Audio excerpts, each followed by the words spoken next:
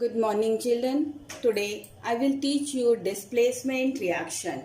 Displacement reactions are classified as single displacement reaction and double displacement reaction. Single displacement reaction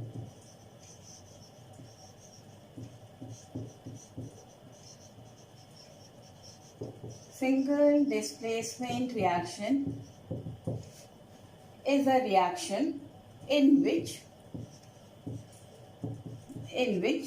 a more reactive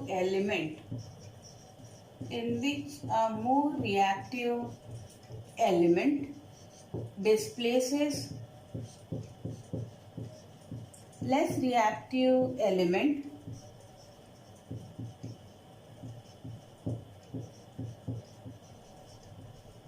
from its salt solution. When we are talking about its salt solution stands for the salt solution of less reactive element. Here in this diagram you can see A, which is a more reactive element when it is dropped in a salt solution of less reactive element BC. BC is a salt solution of less reactive metal. As soon as I drop A into the BC solution, A displaces B from its solution and B liberate in the form of precipitate, and the place of B is occupied by A. This place is occupied by A, so we will get the salt solution of more reactive element and less reactive element liberated out in the form of precipitate. For example, if you take iron, put the iron in an aqueous solution of copper sulfate. The color of iron is black. When we drop iron in blue solution of copper sulfate, it will form green solution. The solution color of the solution turns from blue to green because this copper is get displaced by iron and the copper liberated in the form of brown precipitate. So we can see this is a single displacement reaction. In order to understand which element can be displaced by which one, you should know the reactivity series of metals, which already you have learned in your junior classes. Now, reactivity series of metals, let us recall once again. The metals, when they are arranged in the decreasing order of their reactivity, the series is called reactivity series of metal. In this series, the metal which is most reactive is placed at the top and the metal which is least reactive is placed at the bottom. So in this reactivity series, you can see the potassium, sodium, calcium, magnesium, ammonium, zinc, iron, tin, lead, hydrogen. Here we are talking about the reactivity series of metal. But you can know very well that hydrogen, it is a non-metal. So all these metals from potassium to lead, they are more reactive than hydrogen. These metals are more reactive than hydrogen.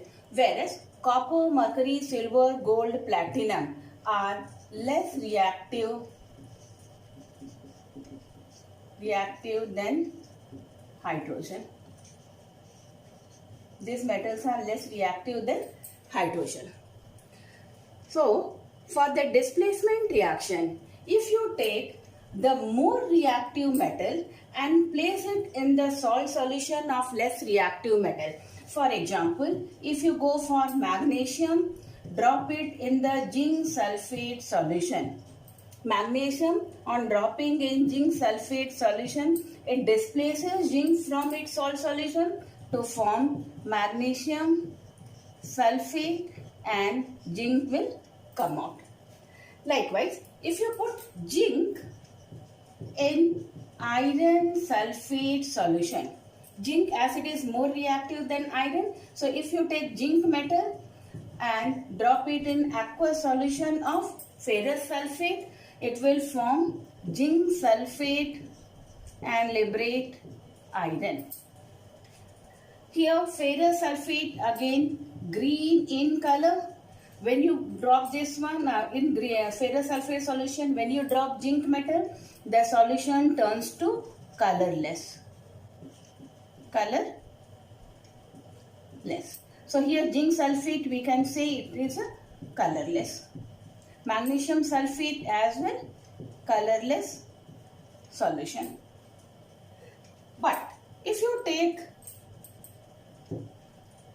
iron and drop it in zinc sulfate solution, when you take iron nail, solid iron nail, drop it in an aqueous solution of zinc sulfate, no reaction takes place. That means a less reactive metal cannot displaces more reactive metal from its salt solution. Double displacement reaction. Double displacement reaction can be defined as a chemical reaction in which two chemical compounds in their aqueous solution react with each other by the exchange of their ions or radicals to form two new chemical compounds.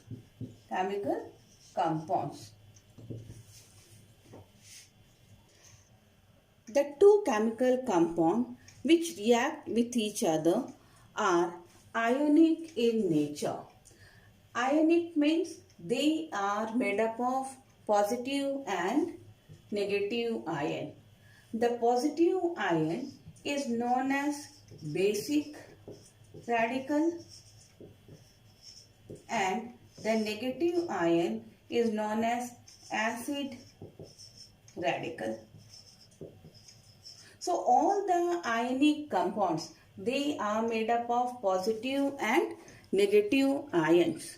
When we take an aqueous solution of a salt AB and mix it with the aqueous solution of salt CD, on mixing the two, the negative ion of AB is exchanged by negative ion of CD to form a new compound AD.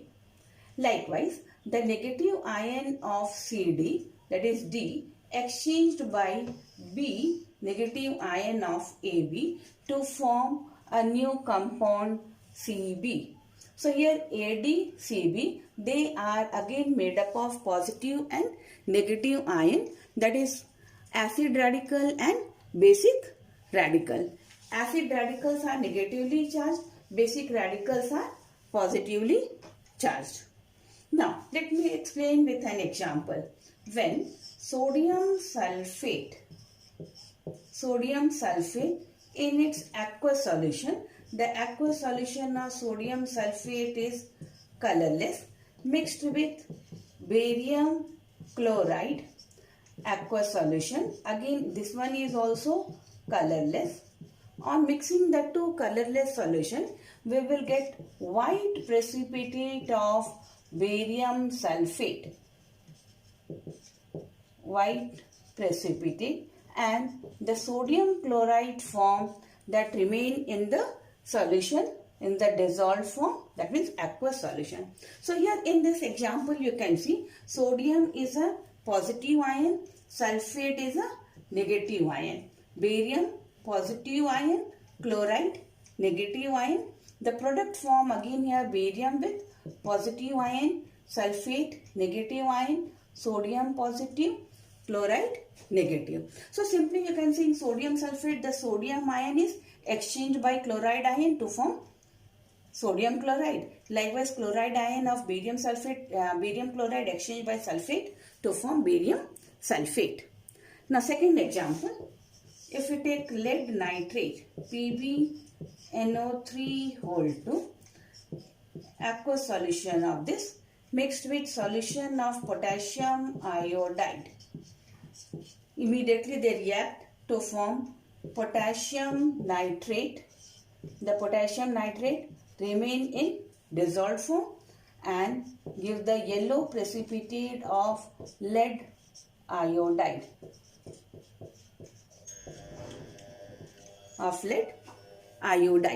And hence you can see here again the nitrate ion exchanged by iodide ion to form lead iodide. Likewise for potassium iodide, the iodide ion exchanged by nitrate to form potassium nitrate.